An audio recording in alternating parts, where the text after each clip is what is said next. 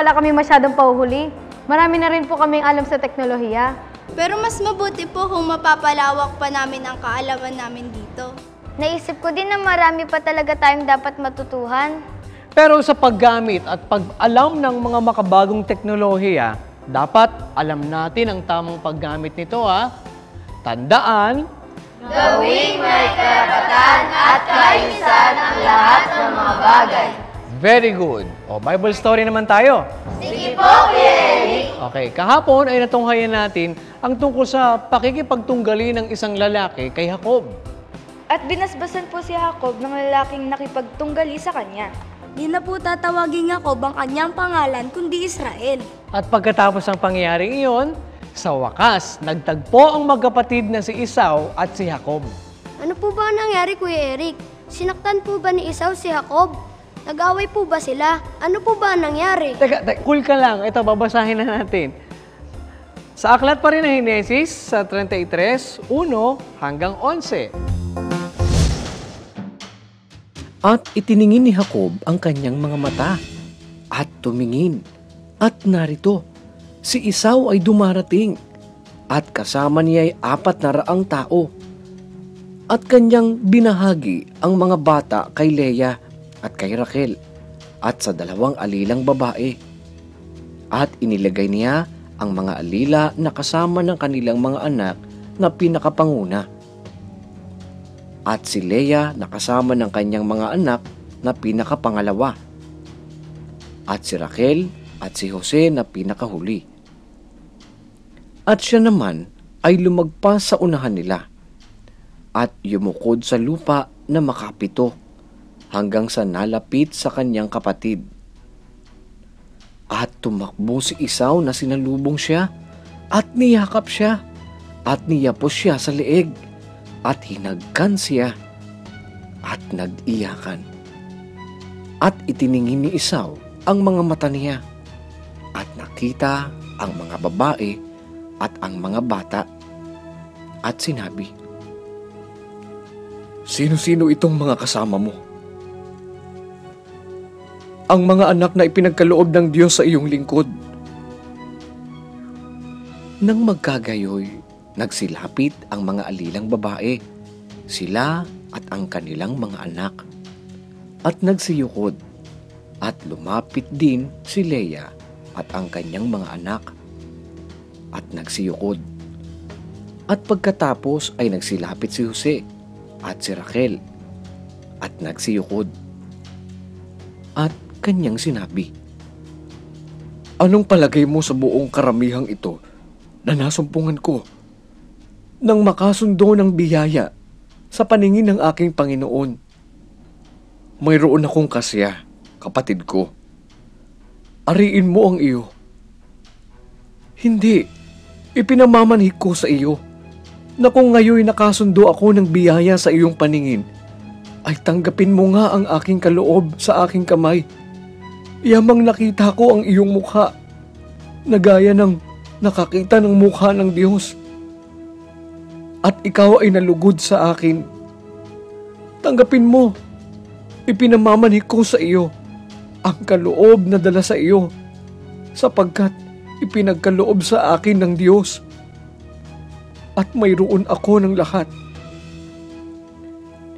At ipinilit sa kanya, at kanyang tinanggap. Oh, Lexter, umiiyak ka ba? Medyo lang po, Kuya Eric. Medyo nadala lang po ako sa pagtatagpo ng magkapatid eh. Oo nga po. At napakaganda po ng muli nilang pagkikita dahil tinanggap po ni Esau ang kanyang kapatid. Hindi po nagalit si Esau kay Jacob nang magtagpo po sila sa isa't isa. Oo, napakaganda nga ng naging pagtatagpo ng kambal na magkapatid na si Esau at si Jacob. At sa kabila ng may nangyari sa kanilang hindi maganda, ay hindi naman ipinagtanim yun ni Esau. Sa halip ay nanaig ang pagmamahal at ang pagpapatawad sa kanyang kapatid. At yun naman ang isa sa tandaan natin mga bata. Sa aral na ating nakuha sa magkapatid na ito, na anumang samaan ng loob at di pagkakaintindihan ng isang magkapatid, di pa din dapat mawala ang pagmamahal at ang pagpapatawaran. Eto, basahin natin ang sinasabi sa aklat ng Kolosas sa 3 at 13. Mangagtiisan kayo sa isa't isa at mangagpatawaran kayo sa isa't isa. Kung ang sino man ay may sumbong laban sa kanino man, na kung paanong pinatawad kayo ng Panginoon, ay gayon din naman ang inyong gawin. Ayan.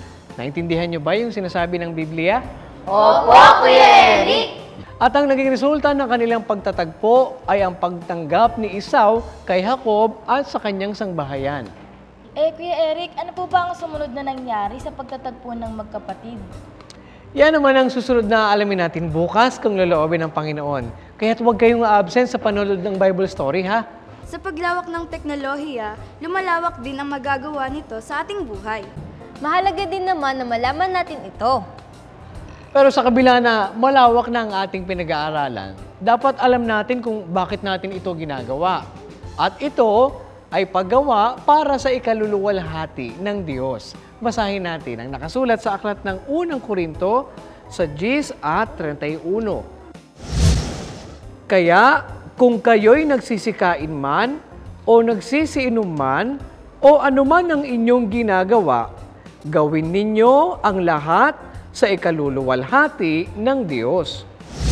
Alam niyo bang merong hindi marunong magsulat at magbasa? Bukas, kung loloobin ng Diyos, alamin natin kung bakit marami ang illiterate o hindi marunong magbasa at magsulat.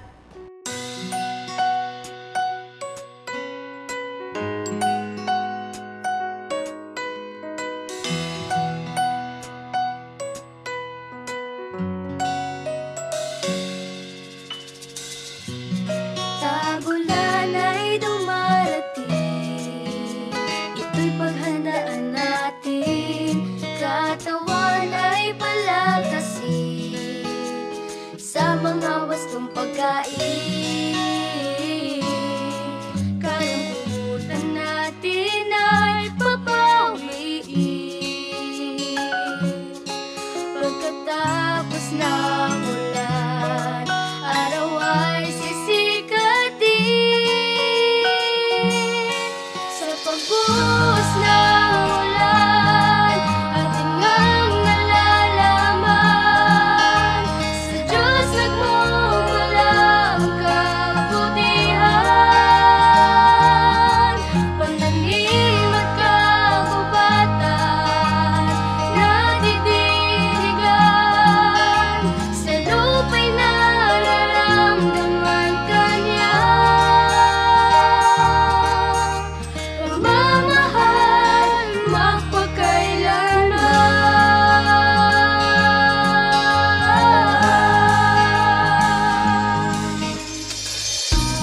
Halina't sumukob na, magkasama tayo sa tuwina. Sa hirap at sa saya, pag-ulan may di bali na. Sa problema ay huwag na madadala. Sa pagtila ng ulan, panibagong pag-asa. Sa pagbuhos ng ulan, ating ngang nalalaman, sa Diyos nagmumula ang kabutihan. Pananim at kagubatan, nadidiligan, sa lupa'y nararamdaman kanya. Pagmamahal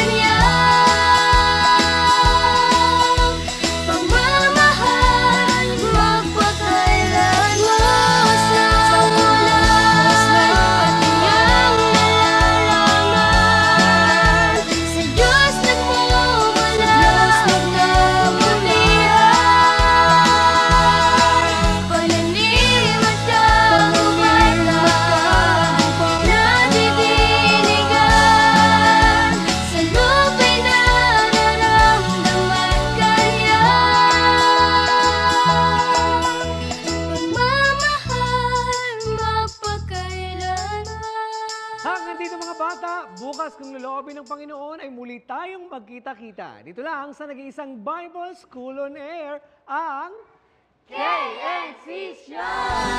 The KNC Show! Will teach us while we grow.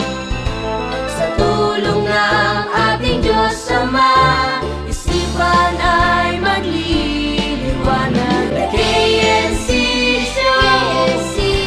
Will teach us while we grow. Sa tulong ng ating Diyos Ama,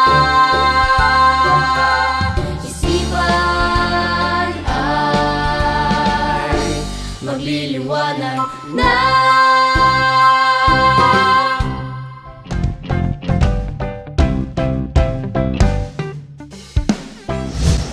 Masaya talaga mag-aral.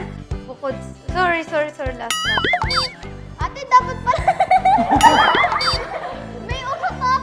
Naisip na po namin yan, kaso hindi po kami marunong mag-isip.